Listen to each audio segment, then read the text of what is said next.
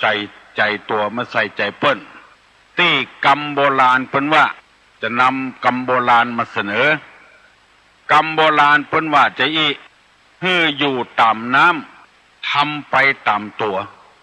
น้ำเพียงใดดอกบัวเพียงอันนี้เรียกว่ามัชฌิมปฏิปทาอยู่ไปตามน้ำทำไปตามตัวน้ำเพียงใดดอกบัวเพียงอันฟังแล้วถ้าบ่กึดบ่มีประโยชน์ถ้ากึดแล้วก็คือมัชฌิมาปฏิปทาน้ำนี้กินนักก็กัดต้องกินน้อยก็บ่อิ่ม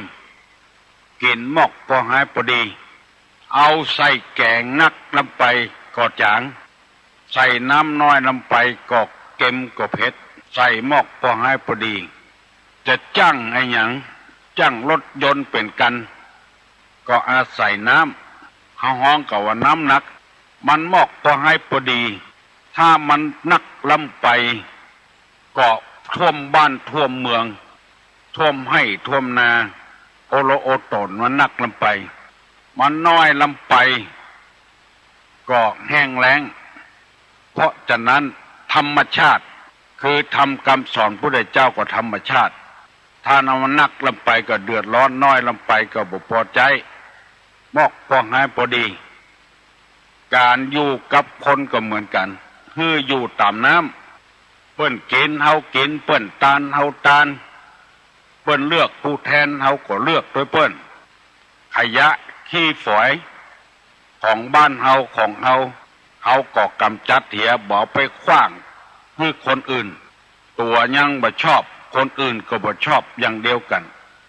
คือทำตามน้ำอยู่ตามน้ำนักลำไปก็โล้นฟังน้อยลำไปก็ปูป่าก็อยู่โดยบ่ได้งอกพอหายพอดีอันนี้อยู่ไปตามน้ำทำไปตามตัวความหูเฮาหมอกใดก็ไปตามนั้นจะไปเอาเกินแก่ลำไปเจ้าบ้านเจ้าจองเปิ้นอยู่จังใดก็ทำไปตามตัวนั้นละจะไปถือว่าเฮาหูหรือเปิ้นล็อกหรือเปิ้นเจ้าบ้านเง่าหรือเฮาถ้าคิดอย่างนั้นเกินไปแล้วบ่ทำตามตัวละพอน้ำน้อยดอกบัวก่อนยอบลงตามน้ำนักดอกบัวมันก็ขึ้นไปตามน้ำอันนี้เรียกว่ามัชฌิมาปฏิปทาพระพุทธเจ้าเดินสายกลางอย่างนี้จึงบ่มีอันตราย ไปที่ไหนไผก็ฮักไผก็ชอบมีคนต้อนรับขับสู่ไผเดือดร้อนที่ไหนแก้ปัญหาให้ไผก็ชอบอันนี้ฮ้องกันว่าอยู่ตามน้ำทำตามตัวน้ำเพียงใดดอกบัวเพียงอันวันนี้ตุลุงจะเอาธรรมะในคลังธรรมเนี่ยมาเสนอให้พี่น้องทั้งหลายเพราะไปอ่านเข้าใส่ไปปะเข้าใส่ให้พี่น้องทั้งหลายได้ฟังแล้วประพฤติปฏิบัติตามหลักธรรมนี้มันจะบ่ผิดถ้าบ่ได้ปฏิบัติตามหลักธรรมนี้มันจะผิดไปแล้วมันจะบ่ถูกบ่ต้องกันวันนี้จะเอาว่าด้วยเรื่องคนไข้ที่พยาบาลยากคือคนป่วยนี่นะที่ยายากกู้กันซื่อๆนะเพราะว่าทุกคนก็จะต้องป่วยถ้าได้ฟังธรรมะที่ตุลุงนำมาเสนอแล้วจะยาบ่ยากเพราะว่าธรรมะมันเป็นไปเป็นธรรมชาติอย่างเงี้ยหมอจังคนไข้เพราะอะไรหยังว่าคนไข้บ่พอบ่กอยคนพยาบาลบ่พอบ่กอยเพราะว่าคนเฮามันมีใจเหมือนกันคนป่วยก็มีใจพยาบาลก็มีใจมีหัวใจอย่างเดียวกันลองฟังไว้เนอะเพื่อวันหน้าจะได้เจ็บได้ป่วยจะได้ยาง่ายๆขึ้นหน่อยคนไข้ที่ยาพยาบาลยากนั่นนึ่งบ่ทำความสบายบ่ทำความสบายสองบ่รู้จักประมาณในสิ่งที่สบายสามบ่ชอบกินยาสี่บ่บอกอาการไข้มีอยู่ตามความเป็นจริงห้าบ่อดทนต่อทุกขเวทนาอันนี้ 5 ข้อเนี่ยอย่าเนี่ยหนึ่งไม่ทำความสบายสองไม่รู้จักประมาณในสิ่งที่สบายสามไม่ชอบทานยาสี่ไม่บอกอาการไข้ที่มีอยู่ตามความเป็นจริงห้าไม่อดทนต่อทุกขเวทนา4-5 ข้อเนี่ยคนเป็นพยาธิหมอยาเนี่ยแล้วตุลุงจะใช้เวลาน้อยๆนี่อธิบายให้ฟังไม่ทำความสบายนี่หมายความว่าจะได้คือบ่ฮื้อความร่วมมือกับพยาบาลบ่ฮื้อความร่วมมือกับหมอบ่ฮื้อความสะดวกกับหมอมีรับลมคมในกับหมอเปิ้นสั่งว่าบ่ฮื้อกินอันนั้นเนอะเพราะความอยากของตัวเองก็ยังกินชอบทำดีมาก็เดือดร้อนทำดีบ่อู้ให้ฟังเป็นปวดจำลูกบีบลูกว่าโอ้หมอบ่ฮื้อบีบมากนักอีแม่หมอบ่ฮื้อบีบนักโหก็กูปวดลูกไปใช่หมอปวดลูกหมอไปหู้อย่างกับกูเองอันเนี้ยคือทำความบ่สบายให้เปิ้น ไม่ทำความสบายให้เปิ้นบ่ฟังกำหมอพูดกันง่ายๆของดองจะไปกินเน้ออย่างที่ตุลุงเป็นโรคไตเนี่ยหมอว่าจะไปกินน้ำนักเนื้อตุลุงใครอยากปานใดก็จิบอมไว้อย่าเพราะว่ายาง่าย เปิ้นบ่คือกินน้ำนักเขากินน้ำอยู่มันยาเนี่ยคือทำความบ่สบายยาเนี่ยขัดขืนเพราะหมอเปิ้นเรียนมาแล้วเปิ้นศึกษามาแล้วบ่ฮื้อนอนตี้อย่างอันอย่างอี้เน้อจะไปเปิดพัดลมนักเน้อเขาก็ยังเปิดอยู่จุหมอเอาไปเอามาก็คือจุตัวเก่านั่นแล้วพอเป็นมาก็เดือดร้อนหมอก็เลยสั่งดังเขาใส่เอาบอกประพฤติปฏิบัติตามกับหมอบอกว่าจะเป็นคนไข้ก็ตามคนบ่ไข้ก็ตามเถอะสั่งแล้วบ่ฮื้อเนี่ยแล้วก็ยังเงี้ยอยู่มันอยู่ยากอันนี้ห้องกันว่าคนไข้ที่ยายากหนึ่งบ่ทำความสบายมันยายาก จะไปคูแข้งเน้อจะไปเหยียดแข้งเน้อจะไปเอามือซ้อมแผลเน้อก็ยังลู่ซ้อมอยู่จะไปเกาเน้อก็ลู่เกาอยู่หมูเนี้ยทะปะทะปืนโรคในร่างกายของเรามันยายากไผที่ได้ยินได้ฟังตุลุงได้ก็จำไว้เน้อถ้าเราฟังเปิ้นนี่มันยาง่ายมันหายง่ายสองบ่รู้จักประมาณในสิ่งที่สบายไม่รู้จักประมาณในสิ่งที่สบายคือหมายความว่าเกือบจะเหมือนกันนะคือเอาใจตัวเองว่ากินติ๊กไว้ไม่ใช่ต้องหมอหมูเนี้ยจะไปกินยานี้นักลำไปเน้อมันจะต้องเป็นอย่างนั้นก็บัดเจเรื่องของหมอหมูเนี้ยบ่รู้จักประมาณในสิ่งที่สบายจึงทำให้ยายากสามบ่ชอบกินยาเปิ้นเอายาตกให้กินก่อนอาหารเน้อหลังอาหารเน้อกินแต่อันเม็ดแต่แอนเม็ดเน้อเพื่อก็ลืมไปเหียบ่กินตามที่หมอสั่งอันนี้ก็ยายากนานหายบ่ชอบกินยาบางคนชอบล้ำไปบ่ฟังเหียก่อนมีคนเฒ่าคนหนึ่ง เป็นบ่ม่วนบ่สบายไปหาหมอก็ตกยาฮึก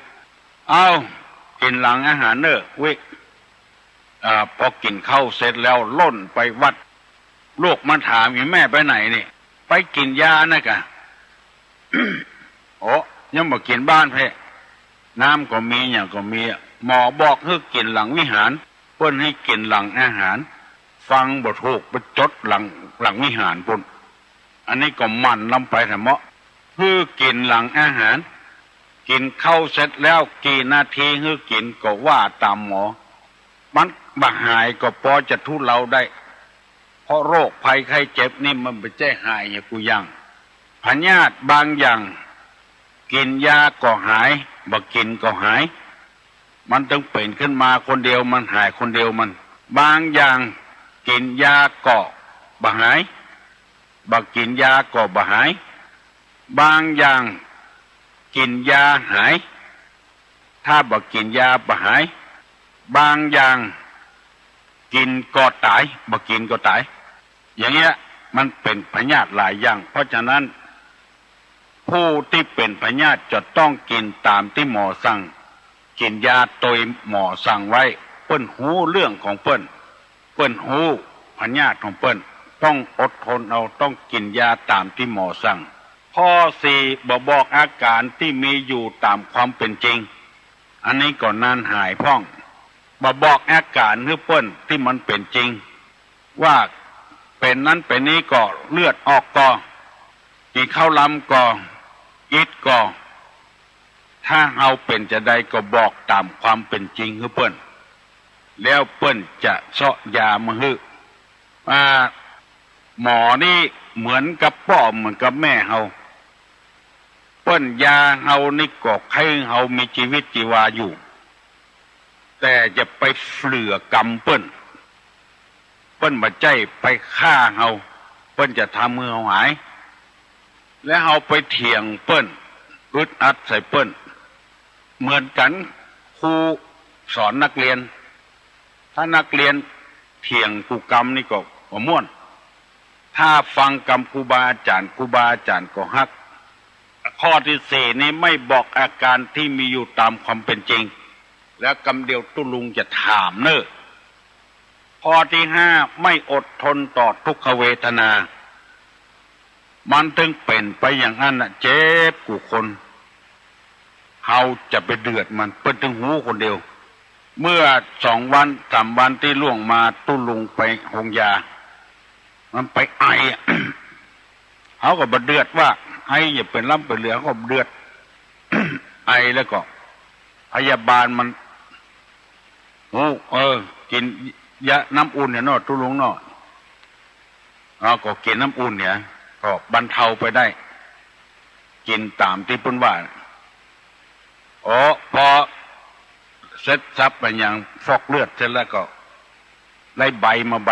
เอาใบนี่ไปยื่นให้ที่จ่ายยาเนี่ยเพื่อจะจัดยาให้กินก่อนเข้าเนี่ยยาแก้อักเสบเฮาบัดต้องไปบอกให้เปิ้นตึงจัดให้คนเดียวหัวลำคออักเสบปวดไตอักเสบหัวอย่างอักเสบเปิ้นตึงจัดคนเดียวเปิ้นหูคนเดียวเปิ้นเพราะฉะนั้นเฮาไอก็ไอนะบ่เดือดบ่บ่นหยังเมื่อเฮาหูคิงอยู่บ่บ่นบ่เดือดหนึ่งสักอย่างเป็นยายพ่องก็บอกคือเปิ้นเนี่ยไข้ก็บอกคือเปิ้นบ่ไข้ก็บอกคือเปิ้นเนี่ยอันนี้นำมาเสนอให้พี่น้องทั้งหลายได้ฟังคนไข้ที่ยายากมีอยู่ 4-5 อย่าง 1. บ่ทำความสบาย 2. บ่รู้จักประมาณในสิ่งที่สบาย 3. บ่ชอบกินยา 4. บ่บอกอาการที่มีอยู่ตามความจริง 5. บ่อดทนต่อทุกขเวทนาถ้าเป็นคนยาง่ายนั้น 1. ทำความสบายให้หมอทำความสะดวกสบายให้หมอให้พยาบาล 2. รู้จักประมาณในสิ่งที่สบายบ่ให้เพิ่นได้เดือดร้อนอย่างนักอดเอาได้ก็อดเอาไว้เหี่ยวรู้จักประมาณถึงเวลาขับเข้าก็กินเข้าอันใดที่บ่ให้กินก็บ่กิน 3. กินยาง่าย 4. บอกความอาการไข้ตามความเป็นจริง 5. อดทนต่อทุกขเวทนาอดทนไว้กั้นไว้ตอนเตื้อเฮาเป็นตะคริวเป็นเกลียวอดเอาไว้แหงทนบ่ได้เหลือแหงก็ค่อยบอกคือเพิ่นกำเดียวเพิ่นก็จัดการใส่นั้นใส่นี้คือกำเดียวก็ดีขึ้นมาเมื่ออดเอาได้ก็อดเอาก่อนบัดเดือดร้อนบ่โอ้ยบ่อายอย่างสิอย่างอันนี้จะมี2 อย่างนะที่ยายากกับยาง่ายยายากนี่คือบ่ทำความสบายบ่รู้จักประมาณในสิ่งที่สบายบ่ชอบทานยามีอาการไข้บ่บอกอาการไข้ตามความเป็นจริง บ่อดทนต่อทุกขเวทนาอันนี้อย่ายากอย่าง่ายนี่คือทำความสบายรู้จักสองรู้จักประมาณในที่สบายสามกินยาง่ายสี่บอกอาการไข้ตามความเป็นจริงห้าอดทนต่อทุกขเวทนาถ้าไผ่ปฏิบัติตามหลักห้าข้อนี้หรือสักสองข้อสามข้อก็ยังดีกว่าที่ไปโวยวายบางเตื้ออย่างเปิ้นอย่างเฮามันมีจิตมีใจเหมือนกันคนไข้โวยวายบัดใจก็หมออย่างเดียวเดือดร้อนคนป่วยที่อยู่ใกล้ๆกันนั้นก็เดือดร้อนอย่างเดียวกันอันนี้นำมาเสนอให้พี่น้องทั้งหลายได้ฟังเหี่ยก่อนเพื่อเขาได้เจ็บเป็นเย็นอดเมื่อรุนบอกว่าจะอยู่โรงพยาบาลบอกว่าอยู่บ้านคือพยายามปฏิบัติตามหลักธรรมเนี่ยเขาจะอยู่กันม่วนแบบมัชฌิมาปฏิปทาอย่างที่ตุลุงว่าผู้จักเอาใจเปิ้นมาใส่ใจตัวมาใส่เปิ้นบางทีก็ไปคิดว่าพยาบาลบ่พ่อบ่คอยเฮาก็ฮู้ตัวเก่าเฮาว่าเฮาเป็นไผเฮาเป็นป้อเขากาเป็นแม่เขากาเฮาได้เลี้ยงเขาตั้งแต่หัวเต้ากำปั้นมากาเฮาก็บ่ได้เป็นป้อเขาบ่ได้เป็นแม่เขาเฮาก็บ่ได้เลี้ยงพ่อกไว้เขาจะเอาอย่างมาใจใส่เฮาเป็นแต่เป็นว่าหมอคนเดียวคนไข้อย่ามีเป็นร้อยเป็นพันปุ่นมันจะไปใจใส่เฮาคนเดียวอย่างใดเฮาต้องเอากรรมวันนี้มามาเสนอเพื่อให้พี่น้องทั้งหลายได้อยู่ม่วนอยู่สบายบอกว่าการไข้อย่างเดียวอยู่ถึงวันนี่ก็อย่างเดียวกันเพิ่นพ่องเฮาเพิ่งพ่องเฮาได้ยินบ้านนี้เปิ้นเจ็บเปิ้นเป็นบัดถึงบ่มาพ่อมากอยกะเปิ้นตายเป็นเหม็นเน่า มาช่วยมาเติมกะไปว่าเสี่ยงถึงบ้านตั้งแต่แก่บ้านลงเผื่อเจ้าบ้านปุ่นลองกึดใจพ่อลองเมื่อเฮาบาดเจ็บบาดเป็นเฮาไปใจไผ่พ่องไปนอนเฝ้าไผ่พ่องเฮาก็ยังแบบเนี้ยขนาดนั้นนำเหลือเปิ้นจะมาเอาใจเฮายังเป็นล้ำเป็นเหลือเฮาไปว่าเฮือเปิ้นและตาเปิ้นเฮายังบอกไปหาเปิ้นคนเฮามันมีจิตมีใจเหมือนกันลูกเปิ้นมีการมีงานนี่บ่สนใจอย่างสักอย่างเมาก้าวมาขายอย่างเงี้ยเวลามีตัวมีงานมีการเนี่ยจะไปให้เปิ้นมาช่วยจะได้มีงานศพงานซากงานขึ้นเฮือนใหม่กินแล้วก็แอนละเอียกินแล้วก็แอนละเอียที่งานตัวมีจะให้เปิ้นล้างถ้วยจ้อยเอาไปส่งเพียวที่ยืมปุ่นไปไม่จะได้มันบ่มัชฌิมาปฏิปทาลูกมันมานักมาน่วงเอาใจเปิ้นมาใส่ใจตัวกันต้องเป็นอย่างอีจะไปให้เปิ้นจ้อยตัวอย่างเดียวแล้วตัวไปจ้อยเปิ้นบางคนล้างถ้วยตัวให้ตัวเพราะอะไรอย่างก็คิดว่าเจ้าบ้านเจ้าจองในใจขิ้นใจคอยมีการมีงานพอไปช่วยกันเป็นแต่เป็นว่าไปช่วยได้อย่างใดตัวไปกับไปเป็นแค่แก่บ่าวอย่างไปสักอย่างไปเป็นคุณหญิงคุณนายนั่งโต๊ะเวลาเปิ้นกินข้าวเถิดเวลาเปิ้นเมื่อก็เมื่อโดยเปิ้นทุลงนี่สังเกตหลายคนแล้วไปส่งศพไปเยี่ยวพระจ้านี่บ่เอาใจไผ่นี่พอศพออกบ้านไปก็เมื่อบ้านละเอียบางคนให้เปิ้นเอาหมวกเอาอย่างมาซุปไปส่งเพียวไปเยี่ยวพระจ้าปิกมาล้างถ้วยล้างจานจ้อยกันโอ้เวลาตัวมีการมีงานบัดถ้าไปเอิ้นไผ่เปิ้นถึงมาจ้อยกันลุบอันนี้ตัวบัดเนี้ยอย่างเงี้ยหมอก็จ้างพยาบาลก็จ้างเหมือนกับเฮาอย่างเดียวกันเนี้ยลองสังเกตพอเตอในงานวัดงานวาเตอเอิ้นแต่เนอะมันเหมือนกับมาหู้เรื่องอย่างสักอย่างได้ยินผ่านหูน่ะไปหลายเนอะเหมือนกับว่าประทับไปหลายเนอะมาหู้เรื่องหูเราวันศีลไปใส่บาตรญาติปกเนอะเหมือนกับว่าวันนี้ไม่ใช่วันศีลประทับมาใส่บาตรเนอะเหมือนกับเอิ้นอย่างนั้นมาหู้เรื่องหูเราเนี่ยทำเป็นไปได้ยินเนี่ยเสี่ยงไปเป็นวันแล้วตัวมีการมีงานอย่างจะฮึบเปิ้นมาลุ่มเขาใส่ตัวมันเป็นไปบ่ได้ต้องเดินตามมัชฌิมปฏิปทาตามสายกลางปนมมือขึ้นตุลุงจะฮึบปอนเพื่อเป็นสิริมงคลในวันนี้สัปปีติโยวิวัจจันตุ สัพพะโรโควินัสตุมาเตภวะตนตราย